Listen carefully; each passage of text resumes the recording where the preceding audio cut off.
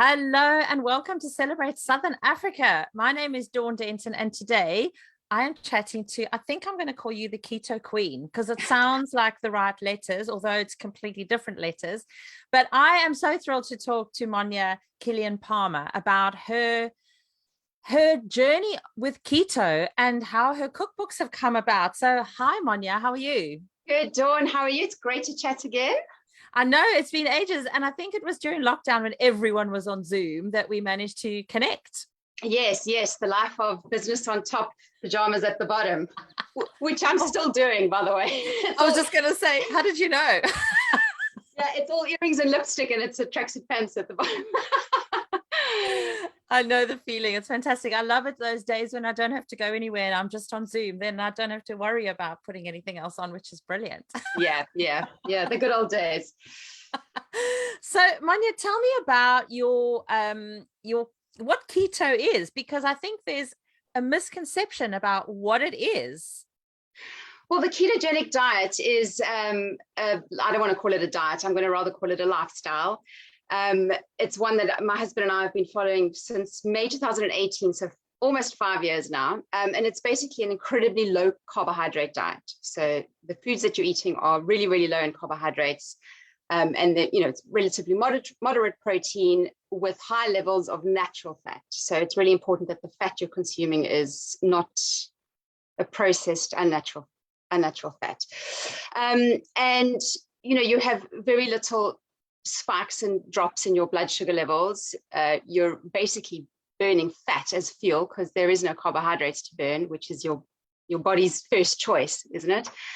And so, not only experiencing weight loss, which is lovely, you have this consistent flow of energy and mental clarity. It's, fat is a very clean fuel. So it's just a lifestyle that really suited us. Probably the first diet I've ever stuck to. And I could just never go back because we feel so good. We lost the weight we wanted to lose, and now it's a lifestyle because I just feel so good on it. And it's just exploded around the world. And I guess it's just I've turned into a bit of a passionate ambassador. Of course, I'm a trained chef, and I work with other chefs on their cookbook projects. So writing my own cookbook just seemed like a very logical next step. And jeepers, I haven't stopped. I've got 3 books out, and I'm working on my 4th. That's amazing. Yeah, so tell me when someone, when you change your lifestyle in eating, you feel like, oh no, some of the things I really love are going to be cut out, and then it becomes really difficult to stick to it. So does it feel like you have to cut stuff out, or are there a lot of replacements that can enhance, a food that you might have enjoyed in the past? That's really tricky because everybody is so different.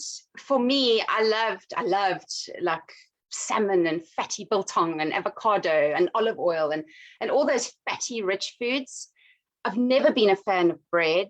Like, I'm not the kind of person that would order a pizza. I've rarely made pasta. I was very much a meat lover and fish lover. So for me personally, it was, I didn't miss anything.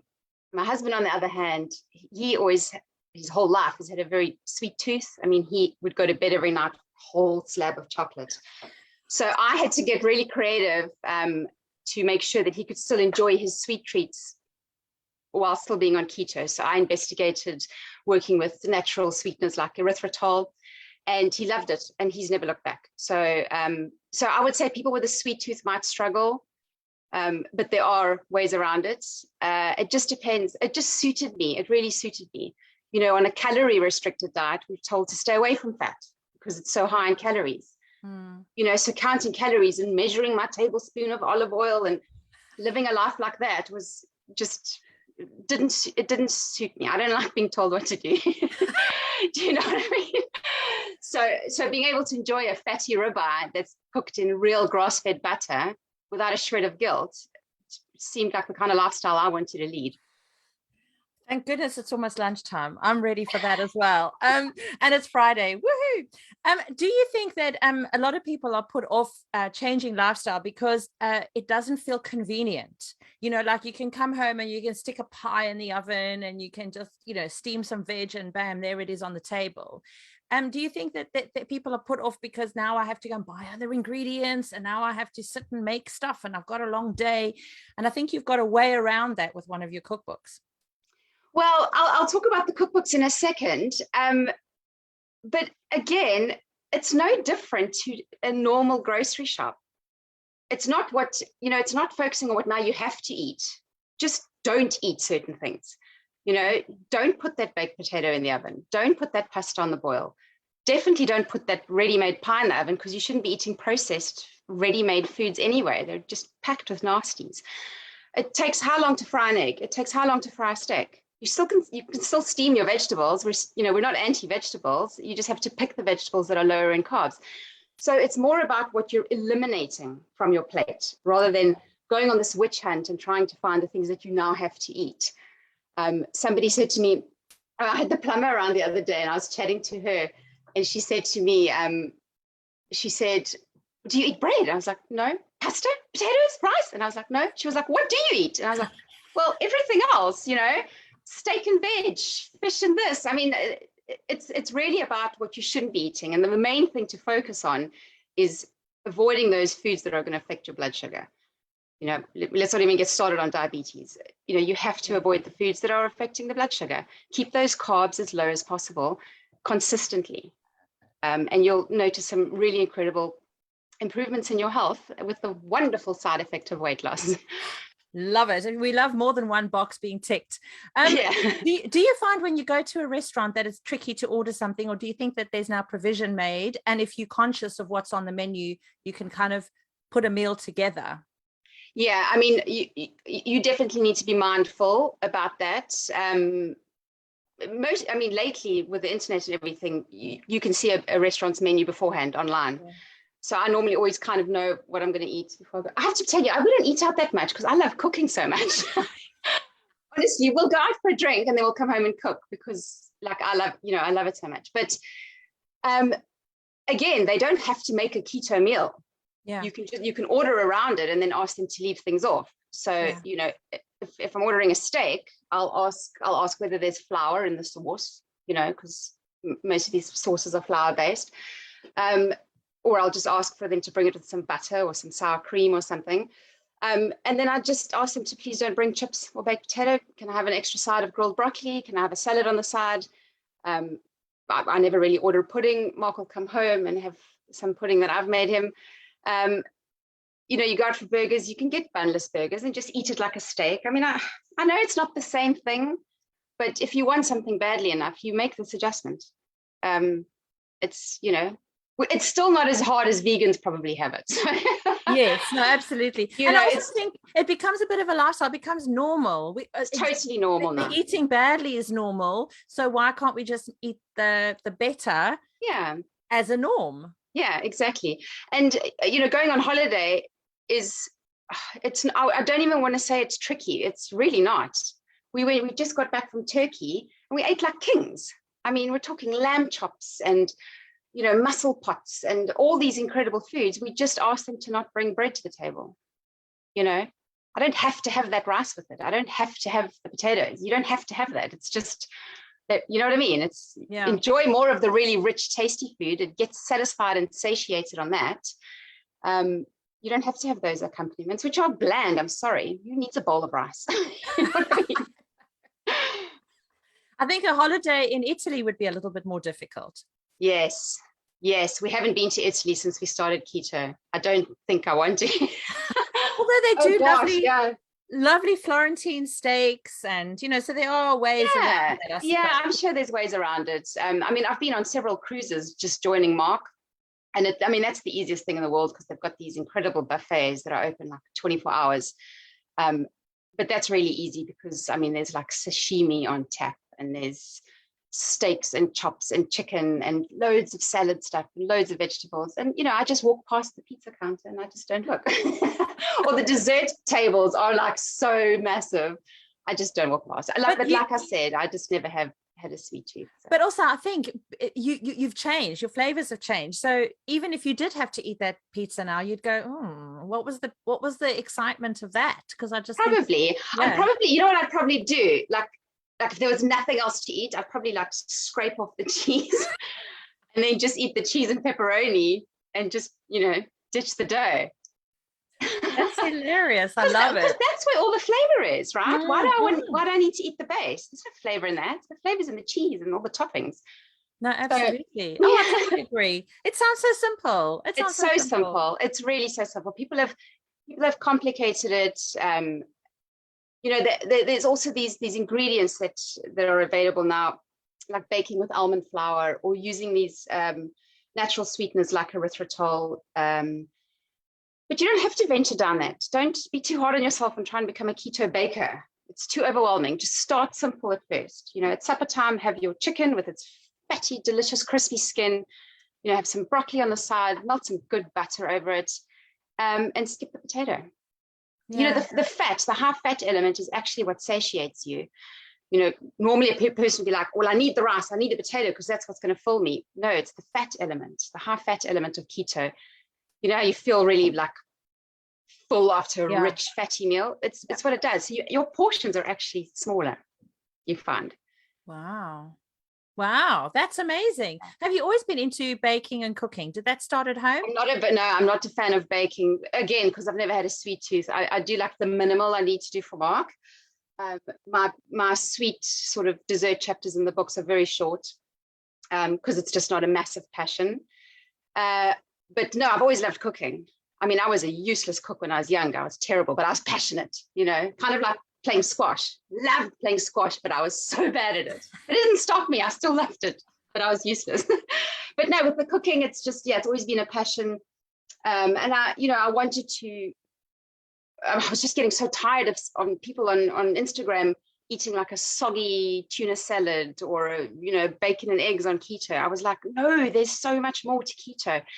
So I wanted to creatively show what you can do with the ingredients you can enjoy, the kinds of meals you can make. And I mean, the stuff is phenomenal. It's really good. That sounds really vain saying that, but no, I mean, I'm very proud of everything that I've put in my books and my blog. No, that's amazing. So you studied chefing. Where did you study? At Capsicum in Cape Town. Yeah, okay. It's a culinary school in Cape Town. I was a website designer for 10 years. And then I think I was about 30 or 31 years old when I said to my husband, I remember crawling up to him in bed one night going, I think I want to go to culinary school. And I literally took just over a year. And I loved it. Oh, I absolutely loved it. I was the oldest in the class, I think. But I just absorbed it like a sponge. I learned so much. And then, my whole career changed. I started working as a development chef and never looked back to IT again. I kind of, a lot of people feel, and I don't know if this is what doesn't sit with you, but when somebody has a passion, they think, I don't want to do that for a living because I might lose my love for it. Yes, I agree with you. I'm like that about painting. I'm an artist. I've got a half-finished canvas sitting in my sort of studio area in the kitchen. It's been like that for about 18 months. And it's a hobby and I love it. And Mark keeps saying to me, Monya, you can sell your work. You can sell it for so much. Because I used to sell my paintings like all over the world. And I was like, I don't want to paint for rent. I don't want that kind of pressure to do something creative and then I have to sell it and, let it go. And then that just covers 1 month. It's definitely that kind of thing. But I did want to turn it into a career, the cooking side of things. The painting is still just a hobby, the hobby that never happens. But I did want to turn it into a career. And I think people should think carefully at 18, 19 years old what they want to do, because my whole life had to change and I had to start from the bottom. Even just going back into a brand new industry, I was like an old lady by that time. These kids were like 20, 21 years old, these young boys here in England. And he has this old 30-year-old woman. Woman? Terrible. I'm like, hi. I'm so hip and cool. Do you want to go for drinks after class? They never invited me. I was just like hilarious. The new old lady with the 2 dogs and the husband. But and my husband's got the same story. Mark was a lawyer. Mark was a prosecutor before he changed careers and moved into full-time comedy. So, we're big on following dreams in this house, that's for sure. That's fantastic. I just wish more people would do that because so many people are stuck. And I know it's brave and I know it takes a lot and you have to, like you say, start from the beginning and your income will be down and all that stuff. But ultimately you're going to be stuck in something till the day you retire. And then what do you feel you've achieved, and how happy do you feel? Yeah. It's such a tricky subject because some people don't have a choice. So, we both feel really fortunate that we had the support of each other to do that. Yeah.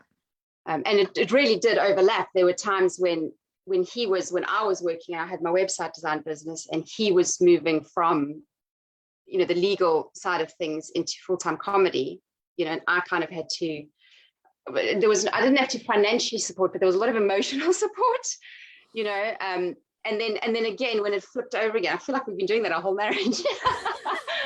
but we understand each other and we support each other, I guess. Yeah, it's important to have that support, actually, more importantly than anything else, because you can get through the tough times if you are together. And he keeps me laughing and I keep him fed. So it's win-win. So the belly laughs or the belly's full? Yes. Oh, fantastic. I love it. So tell me about, now you've got 3 books out. So tell me about the 3 of them. Well, does this show? Oh, it does. It shows it in reverse. No, it's the right way. No, it's the right way around for us. Oh, is it? Oh, okay, cool.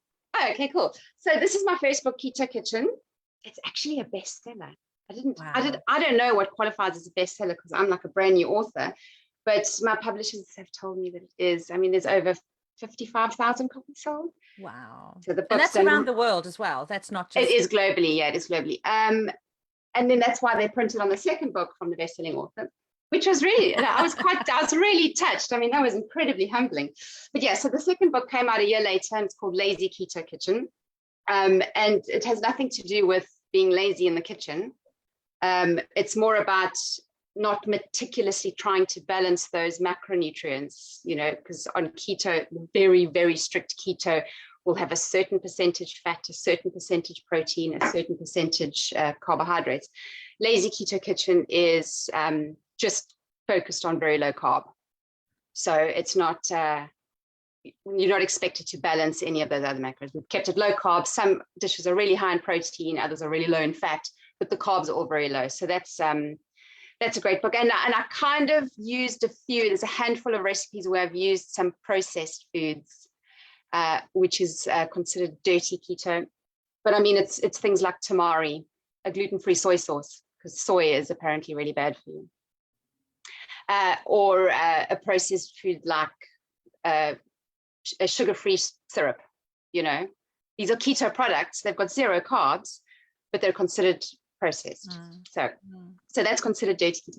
And then my third book, inspired by lockdown, with my husband in the entertainment industry and myself in hospitality, because I do have a day job. We had to just get really creative, and a whole book was born out of it. Just getting creative with. I didn't use almond flour. Almond flour is really pricey, and probably even more so in South Africa.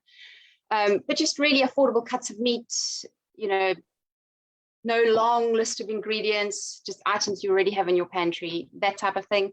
And yeah, I love it. I don't have a favorite book. I love them all. I really do love them all. I'm proud of them all. That's what you want when you're writing, because you kind of want to go, oh, my first one's still one of my best. And, you don't want to feel like, oh, well, now this one's better than that one, because it's like having children, you want to have like... I believe it is. The first one, it is actually, I mean, I don't have children, but I imagine it is similar in that with the first book, it was incredibly special going to the photo shoots, because I did all the food styling for the photo shoots. That's the hardest you work on a book. That's crazy. Most authors have food stylists that come in, but I wanted to be the food stylist myself. It was the first time to do this. It was the first time looking at the flat plan with the editors. It was the first time selecting the book cover, getting that box with my author copies. It's very special. But I must admit, as the years have gone by and new books come out, and now working on the 4th book with a brand new collection of recipes, people should know, especially people that love my first book the most, that are just like, no, I don't need any others. As an author, as a creative, as a chef, you get better with time. So there's some recipes in the first book that I look at and go, oh, I can't believe I put that in there. I mean, it's nice, but like people need to see the new books, because like I really upped my game, put it that way. And you've also got more familiar with keto because you've only been kind of in the keto world for about 5 years now. So so for you're now learning within the field and you're growing. So of course your creativity will be inspired by more knowledge and more experience. Definitely. The creativity is inspired by the knowledge. Exactly that. Because, but yeah, it's really just about getting older and becoming more experienced. Of course, your latest one is going to be better than the previous one. That's personally how I feel. I know I shouldn't say I have a favorite book, but I'd say each one is better than the last. Well, you know what? I don't have children either, but I think you parent differently with each child. You look at your first child and you go, oh no, I could have done that differently. I'll do that with my third child. I maybe. Well, it's hilarious. I wish I could try and find some similarities. I'm sure there are. I don't know. I'm just as anal on all like 3 books with the way they get tested by external testers. Like my editor, I just drive her crazy because I am so specific about small details. Yeah, I mean, I do. I treat them. I probably would have been a helicopter mom if I had kids. Okay. Yeah, that's how anal retentive I am. I would have just been like, yeah, I would have been a nightmare. I'm certain of it. I kind of wonder the process of doing a cookbook, because you must really have to make those recipes like loads of times. And you said you've got external testers. Are they professionals, or have they just a general group of people that you've said, do you want to give this a go and let me know what you think? Yeah. Yes, because that's my target market. I'm not, these books aren't for professionals. They're for people that love being in the kitchen. Otherwise, they're buying takeaways. So they're people that love cooking. And yeah, they need to work. That's the most important thing. So I need average Joe from all parts of the world. So my testers are from all over the world. And the feedback is so interesting and it's so necessary. And I don't know if other authors do this. I actually do it for other authors and for other companies. I'm a recipe tester myself. But for my books, obviously I get it externally tested. The feedback's incredible. They help me adjust the prep times. There might be a phrase that I've used that they didn't understand, which for me is, maybe too chefy a phrase. So I know to adjust it. Yeah, the whole process is very interesting and very necessary. Yeah. So my crowd of testers will be hearing from me soon, because my 4th collection is almost ready. So you send them all in one go to them, or do you kind of drip them with recipes? No, I'm again very organized here. I drop like a Google Doc spreadsheet, and I break each recipe down, showing the ingredients used and the equipment they need. And then there's like sort of 3 columns. And then the testers that want to be involved get sent this link to the Google Doc, and they just put their name next to the recipe that they want to test, based on ingredients that based on their budget, if they want to go out and buy these ingredients, or equipment that they might or might not have, allergies that they might or might not have. I don't expect them to cook something with dairy if their family is allergic, that type of thing. And most of them sign up for like 6 or 7 recipes, which is great. Most of them, almost all of them, have at least 3 testers on them. So I get 3 different sets of feedback. And nothing goes in the book unless it's an 8 or an 8.5 out of 10. Then I just, if it is, then either I need to go back and remake it, see where they went wrong, or it just gets put on the slush pile, and I move on to something else. So wow. Yeah. That must be a little bit heartbreaking when you go, oh, I really love that recipe, and no one else wants to make it, or they don't think it's good enough. Yeah, I mean, if it's a 7.5 out of 10, I'd probably rework it, improve it, and then put it on the blog, so that none of my hard labor has gone to waste.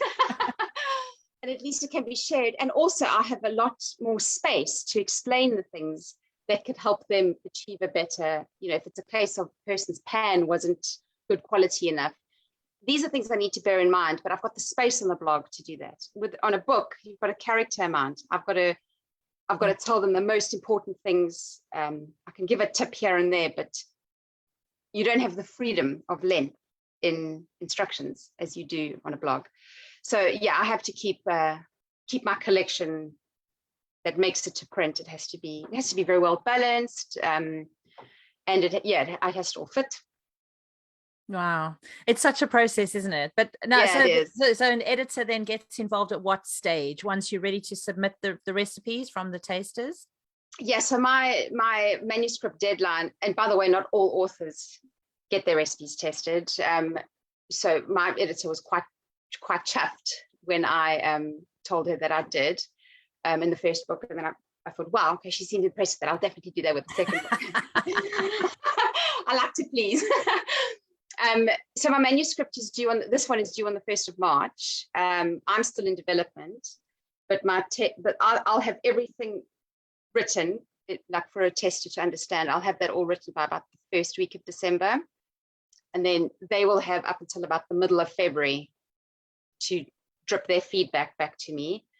And then I'll have 2 weeks to refine, tweak, and then deliver the manuscript. But then there's a good couple of months of back and forth where we try and fit it into a flat plan to make sure everything fits in. There might be a rogue empty page somewhere. I like to do the flat plans myself. Obviously, the editor, tweaks it because she knows better than me. The first book, I didn't even know what a flat plan was. And I was a bit like, no, I want to be involved with this next time, because then I can make sure that every recipe is photographed. Because I hate buying a recipe book and it doesn't have a photo. Yeah. That's tricky. It's very tricky because you only have a certain amount of pages. You're contracted to a certain amount of recipes, and photography is expensive. Yeah. So we needed to find a way to make sure every single dish is portrayed visually and it still fits within. So what we did with a handful of times was we would maybe have two recipes like that. Yeah. And then like a whole spread, within another 2 recipes like that. So you've got 4 recipes photographed, and then, we just say see on page. So that's 1 photo, 4 recipes. Yeah. Nice. So that's the way we worked. That's how we worked around that. It makes the life of the food stylist very tricky because the photographer takes 1 shot, but I have to make 4 or 5 dishes. I'm doing 8 shots a day. I mean, sometimes I'm cooking like up to 20 things. That's hard. That's what I'm saying. The photography days are the most hardcore. They really are the most hardcore. But I love it. I just love it. I hit my Fitbit tells me I've hit my calorie burning at like 11:30 in the morning. 10,000 steps at like before lunchtime even, because you just run like a mad thing. It's crazy. That's brilliant. I love it. I love the fact that that you enjoy that process, because for some people that's kind of like, oh no, I don't really want to have to do all of that stuff. But the joy is then holding that book in your hand, and that you've been involved in every aspect of that development of that book. Definitely. Yeah. I mean, it's having an external food stylist is not something that I would have. No, I had to cook that stuff myself. And yeah, I did want to be involved in every process, because no one else is going to go, oh, we forgot the basil. I'll know because I've made that dish so many times, and it's an important component. And I say that there is a photo where we forgot to put the basil on. That's why you'll never forget it again. Never forget it again. Yeah, there is one picture. It's the whole dish is how it's garnished with basil, and it's on one of those spreads. And when the proofs came for me to have a look, just on a PDF, and I was like, oh no, there's a version with basil, must be. And they went back to the photographer and there was no version of basil. And that's my fault as the stylist. I just forgot to scatter. But yeah, that'll never happen again.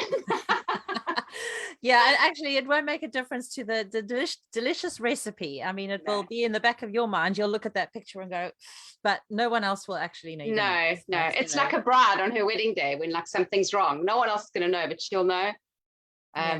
Yeah, luckily there aren't too many of those things in the books. It's actually just the basil one that still bothers me. I'm gonna look at that book and send you a review and go, oh, there's no basil on this picture. Please don't do that. It'll just freak me out, because we do read reviews. As authors, we read every single review. And the majority of them are amazing and so humbling. And then you'll just get someone that'll be like, oh, the book arrived all bent. That's Amazon's packaging. Don't give the book a bad review because Amazon was so lousy or whatever, so there are things that are quite heartbreaking, but majority of the reviews are excellent. And, I think when very humbling. when you put yourself out there, you've got to expect that. And I know. And you know what? Hard. My personality is not one that welcomes criticism. I know I don't want to say I handle criticism badly. I'm so hard on myself that, yeah, the whole idea of doing something, making something, putting it out there for the world to judge is not something I was born to do. You know? I like remaining sort of incognito, you know, even just doing an interview freaks me out. Well, what interview? I don't know what we're talking about. We're just chatting. But yeah, I think it's a tricky one, and it is hard, and especially if you've created something and you spent a lot of time creating something, and also it's quite I mean, in South Africa, cooking, because of the braaiing and the whole kind of, it becomes quite social. And in a lot of places in this country, when you invite people, the kitchen's in a different room because it's not as open plan. So it can be quite isolating when you entertaining. There's no one, the host is in the kitchen all night, you know. So it's adjusting to that. I suppose you cook a lot on your own, especially when you're testing stuff, where we come from quite a social kind of background when it comes to cooking and enjoying food. So that's quite a tricky one as well. It is a tricky one, but everybody needs to make supper. No matter where in the kitchen you are, you know, whether it's a social event, you've got to cook for your family at night, or your partner, or yourself. So everyone has to cook. And I just want to also say that I think it's madness here in England that all the kitchens are separate in the house. I'm really struggling to get used to that, because in South Africa, all the kitchens are open plan. So yeah, I struggle with that. But I think there's a move in house design to open plan, because I think people are realizing that it's not just about keeping the house warm, or you know. Is that why they do it? That must be why they do it. Yeah. So the house we rent, we've got a lovely little house here that we rent. The kitchen's really big, and not massive. It's not fancy or anything. I just bought a beautiful kitchen island, which is the most expensive thing I've ever bought myself. But you know, I needed it. it. I'm going to try and how can you cook without a kitchen island? I mean, hello. No, I had one, but they were like 2 Argos trolleys pushed together. I mean, it was really quite hideous, but some serious magic happened on those Argos trolleys. Anyway, I've got a really nice island in there now, and gonna try and write it off as a tax write-off if I can convince my accountant. But yeah, I mean, and then we've got like 2 little bar stools there, so Mark can come and sit with me when I do it, and I can kind of see through the door at the TV. If he's in the TV room watching, I can kind of see, okay, he's just watching UFC, not interested in that. But it is a Keier kitchen, if I can throw in an Afrikaans word there. We have turned it into a bit of a Keier kitchen. Lovely. That's what you need. That's when he's home. I mean, you know, otherwise it's just the dog looking at me. Mommy, when am I going to get treats? Yeah, exactly. So tell us how we can get hold of you and where all your books are, and that would be great. Well, the books are available worldwide. So Amazon.com definitely has them, and they do also have the e-reader version, the Kindle version, which is great. Except I think a book needs to be held and paged through, and you know, enjoy that stunning photographer. The photography is incredible. And find the basil on the dish. Yes.